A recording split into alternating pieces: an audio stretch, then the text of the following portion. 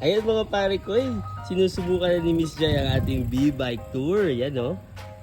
So, paalis na siya, may date daw siya. Ako kaya ka-date niya.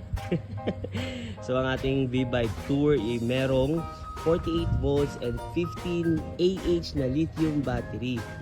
At pwede pa itong dagdagan ng additional battery. Yan, kita niyo yung fuel tank na battery case na yan. So optional yan mga parikoy. So pwede natin paabutin hanggang more than 100 kilometers per full charge. Kahit si Miss Joy na nasa 4'10" lang ang height, abot na abot niya ang ating V-Bike Tour na 29er. So, okay ba kahit napakalaki ng iyong mountain bike? Okay na okay, ang gaan.